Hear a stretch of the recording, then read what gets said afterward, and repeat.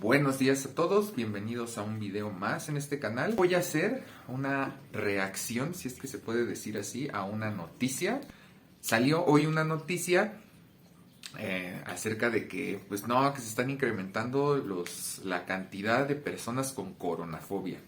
Entonces, hoy les voy a explicar qué es una fobia,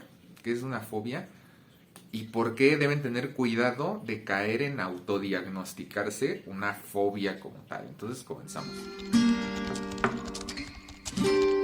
Vamos a partir, les tengo que explicar para empezar más o menos cuál es la base para que ustedes comprendan una fobia, cómo funciona una fobia. No me quiero meter en tecnicismos tan específicos, ¿va? Entonces lo voy a explicar así como lo más sencillo posible. Desde mi perspectiva, es una respuesta exacerbada de miedo condicionado a un estímulo en específico. Dicho en otras palabras, una fobia es un miedo extremo, disfuncional, que tú relacionas con algo en específico que naturalmente no tendrías por qué tenerle miedo. Eso yo lo definiría como una fobia. Y ahora, ¿por qué relacionado con algo que originalmente no tendrías por qué tenerle miedo? Les voy a explicar cómo funciona una fobia a grandes rasgos. Hay algo que en psicología se llama como condicionamiento. Vamos a hablarlo con miedo para que sea más fácil comprenderlo. Hay algo que naturalmente le da miedo al ser humano. Sí, por ejemplo, el miedo a sufrir una herida. Ningún ser humano quiere ser herido. Y sufro una herida en un contexto en específico, o me lastiman en un contexto en específico. Puede que yo asocie ese contexto, vamos a suponer, ¿no?, que salgo una noche de casa y choco y tengo un accidente automovilístico y me lastimo y me duele y pues es algo fuerte para mí, ¿no? Incluso puedo perder a una persona cercana a mí. Yo asocio la noche o puedo asociar manejar con sufrir daño. Ajá, entonces esto es una asociación, que ahora yo no le tengo miedo directamente a ser lastimado, sino que le tengo miedo a conducir porque sé que si conduzco puedo salir lastimado. Ajá. O a la noche directamente, ya no salgo de noche porque en la noche pasan cosas malas, ¿no? Ahora, ¿qué es una fobia? Cuando esta asociación que muchos hacemos, y pues así funcionamos, así es la vida, ¿no? Vamos asociando cosas, incluso los sabores que te gustan, a lo mejor porque crees que te gustan, pero lo más seguro es que, por ejemplo, tu sopa favorita esté asociada a un contexto, como por ejemplo a tu mamá, o a tu papá, o a tu tío, el que te cuidaba, o a tu abuelita, pero te recuerda un contexto y te hace sentir una serie de emociones asociadas a ese sabor u olor en específico. Entonces nosotros asociamos muchos estímulos a cosas, ¿no? Ahora, ¿qué es lo que pasa? Que los seres humanos, recuerda que pues nuestra historia evolutiva realmente es muy corta en comparación con quizás otras criaturas y quizás también con nuestro estilo de vida actual que tenemos. Ajá. O sea, hay cosas que realmente son muy nuevas para nosotros. Incluso el hecho de tener ropa cómoda, o incluso el hecho de tener casas, el hecho de que tú tengas una casa propia, realmente no era común hasta pues quizás hace apenas unos cientos de años, pocos cientos de años. Entonces la historia evolutiva del ser humano pues tiene prácticamente decenas de miles de años, ¿no? Entonces vamos a decir que nadie le ha avisado a nuestro cerebro que hay cosas a las que no es que no le tengamos que tener miedo, pero nadie le ha avisado a nuestro cerebro que hay cosas, que hay amenazas que pues quizás ya no son tan graves como podían ser en algún punto. Por ejemplo, vamos a decir que un miedo innato, hay miedos, lo que se le diría como miedos primarios, es por una cuestión de supervivencia. Ajá. Cada que un ser vivo, bueno, esto se ha investigado un poco recientemente y es un tema bastante interesante en el que yo no voy a ahondar porque yo no soy ni genetista ni biólogo, pero hay un tema muy interesante que es que una experiencia traumática importante, o sea, un accidente, un evento catastrófico, se modifica a nivel de ADN. ¿Por qué? Porque a través de la repetición por generaciones de ciertos eventos, pues se van desarrollando, vamos a decir, que modificaciones en la misma cuestión genética. Ajá. Es por eso que la ansiedad, por ejemplo, ser un factor importante el hereditario. Si vienes de una familia con historial de problemas de ansiedad, es muy probable que tú seas más susceptible que otras personas. No quiere decir que a fuerzas tengas ansiedad, pero eres más susceptible a tener un problema de ansiedad en tu vida. Es por eso que tenemos miedos primarios, porque hay cuestiones que nuestros antepasados en común vivieron una y otra y otra y otra y otra y otra vez, y eso fue modificando de cierta manera los miedos innatos con los que ya venimos de fábrica, por decirlo así. O sea, en nuestro preset de fábrica ya vienen cargados pues, ciertos miedos. Por ejemplo, escuchar el cascabel de una serpiente. ¿Por qué? Porque en nuestra historia evolutiva muchísimas personas murieron, muchos de nuestros antepasados e incluso gente ahora han muerto por mordidas de serpiente. Entonces cuando alguien camina en el campo y vemos así como una rama chueca o vemos como de repente algo tirado en el piso, algo que hace sombra, algo que genera un sonido o algo que nos recuerda a una potencial amenaza, pues de inmediato se activa el modo de alerta primario.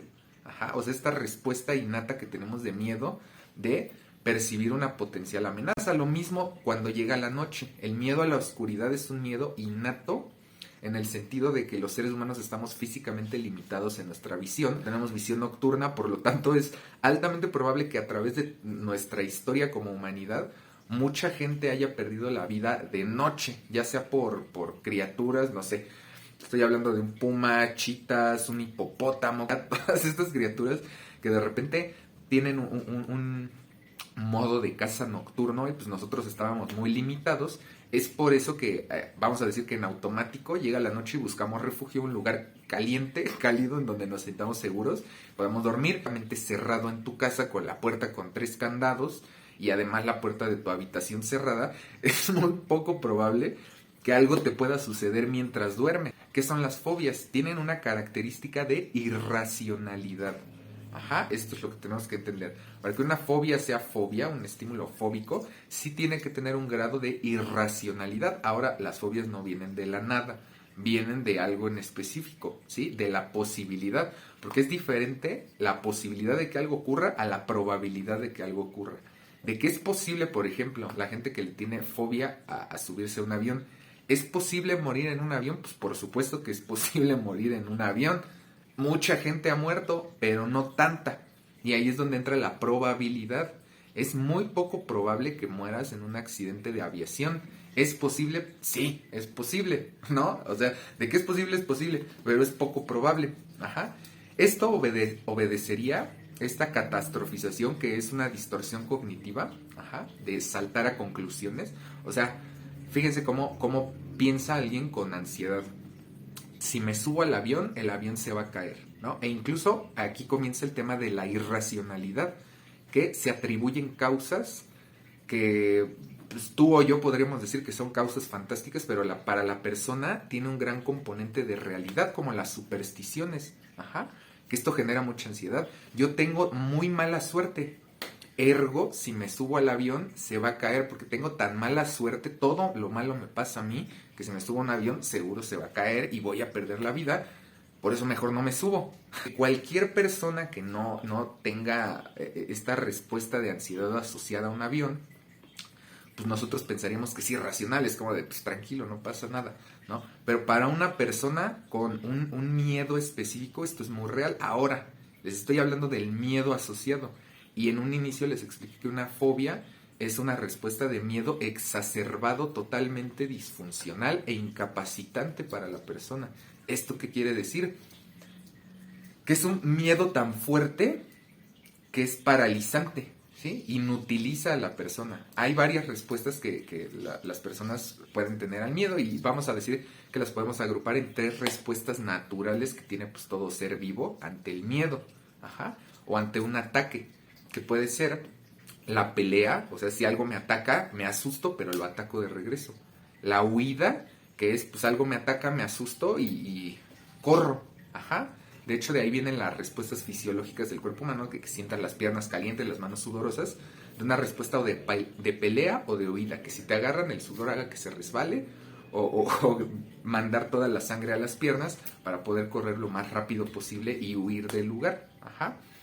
O la parálisis, que aquí es donde entra el tema de la fobia, el congelamiento, la parálisis y vamos a decir que la respuesta que tenemos asociada fuerte, que es el estímulo aversivo que te causa tanto miedo que te paralizas, te congelas y dejas de funcionar.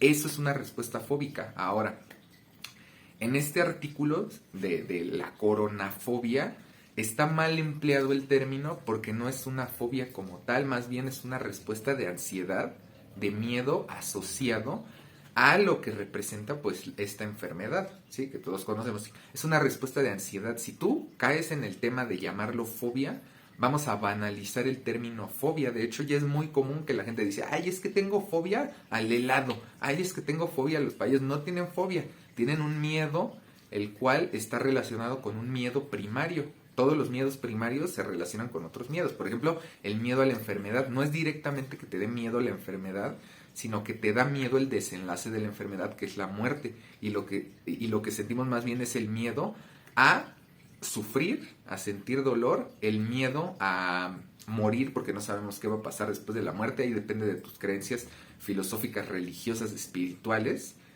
Pero, porque no sé qué va a pasar si muero. Ajá. No es directamente a la enfermedad, sino que más bien, o sea, esta es una respuesta de ansiedad que se destapa prácticamente con cualquier enfermedad. Si a ti te dieran la noticia de que pues tienes una enfermedad terminal, pues más bien tu respuesta ansiosa viene de la catastrofización del desenlace, que es voy a morir. Entonces la gente más bien tiene asociado esta idea de voy a morir con la enfermedad. Tengo miedo de enfermarme porque si me enfermo voy a morir. Ajá. Más bien es el miedo a morir y no es una respuesta fóbica. He tratado este tema fóbico, que es muy parecido al de un ataque de pánico. No es igual, pero es muy parecido. Fobia, por ejemplo, la gente que tiene fobia, vamos a decir que agorafobia, ¿no? Agorafobia, que se relaciona, por ejemplo, con los ataques de pánico, ¿no? ¿Esto qué quiere decir? Miedo exacerbado, disfuncional a los lugares. Ejemplo, estas personas con agorafobia tienen una verdadera fobia porque se vuelve totalmente disfuncional, porque caen en la evitación de salir y si salen puede llevar a desencadenar un ataque o una crisis aguda de ansiedad, que no es otra cosa que pues un miedo paralizante. Ajá. Salen y comienzan a catastrofizar. Estoy saliendo de mi casa, estoy solo, me puede dar un infarto, puedo necesitar ayuda y nadie me va a ayudar. Entonces de ahí salta al miedo a morir, al miedo a sufrir y a no ser ayudados. Ajá. No es específicamente que te dé miedo pues, un espacio abierto o salir a la calle o alejarte de una zona donde hay hospitales. Y de hecho eso es en lo que cae la gente con alto nivel de ansiedad o con fobias, en conductas evitativas. ¿Qué es lo que evito?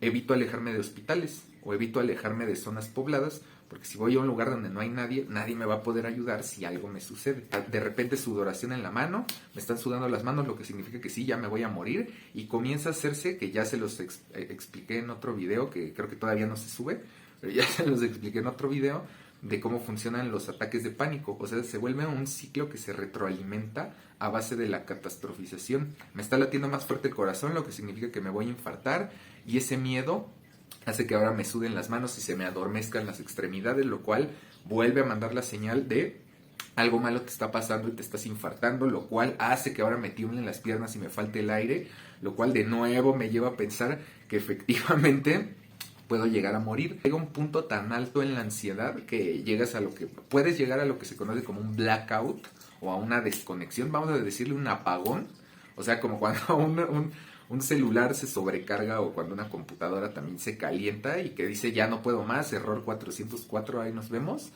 Eso mismo suele pasar con las personas con respuestas fóbicas, que llega un punto tan intenso que se apagan. Ajá. O sea, llega un punto en el que la ansiedad es inmanejable para el propio cuerpo humano.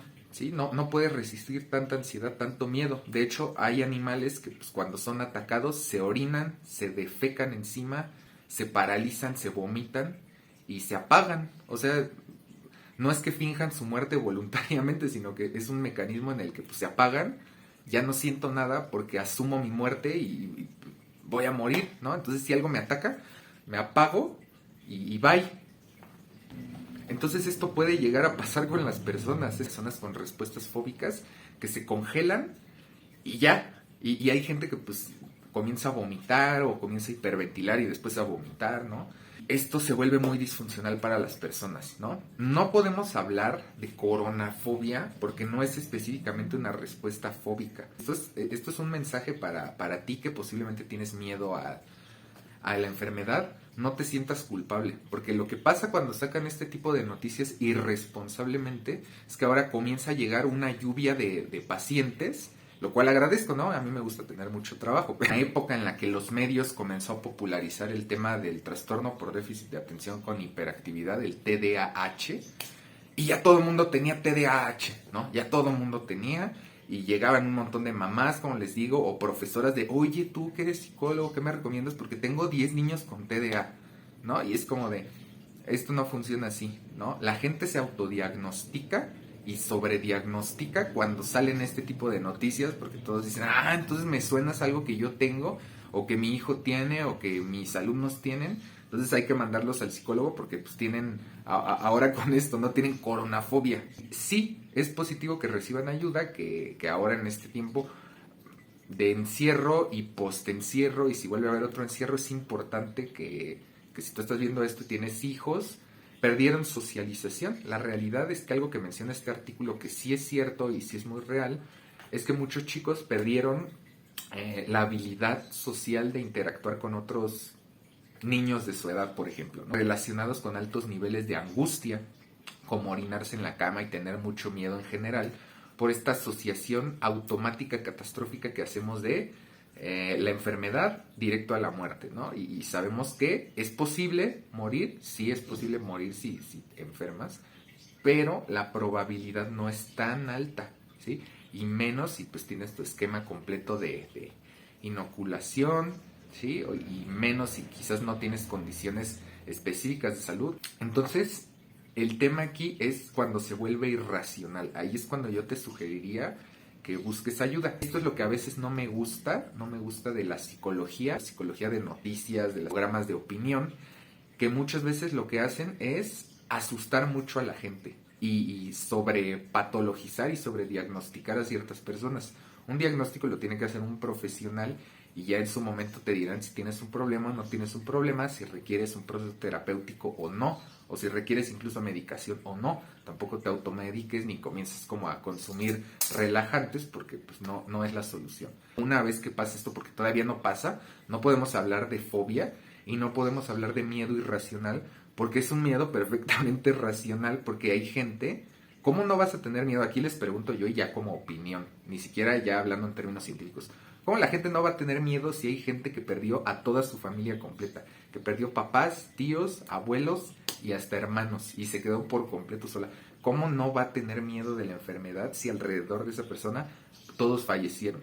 ¿No? Entonces, ¿cómo vamos a diagnosticar fobia diciéndole, no, pues es que entendiendo, claro, como ya les expliqué, que la fobia tiene un componente de irracionalidad e incluso pues otros síntomas de la ansiedad como la superstición, ¿no? Estoy cargado de mala vibra y es mi culpa que todos a mi alrededor fallezcan. Eso genera ansiedad. ¿Cómo vas a patologizar a una persona diciéndole que ahora tiene coronafobia si todos hemos perdido una persona importante en nuestras vidas? Podríamos hablar de coronafobia cuando sea totalmente irracional. Les estoy hablando de en unos 10 años, ya que haya pasado esto, ya que no haya ningún caso y ya que no haya ningún deceso y ya que todos estemos en nuestra vida cotidiana. Piénsate de aquí a 10 años, ¿no?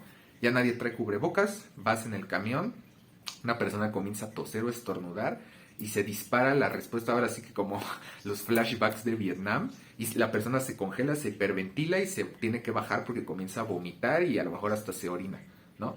Ahí te la creo que podamos hablar de una respuesta fóbica o una respuesta de miedo, a una respuesta ya no manejable de ansiedad.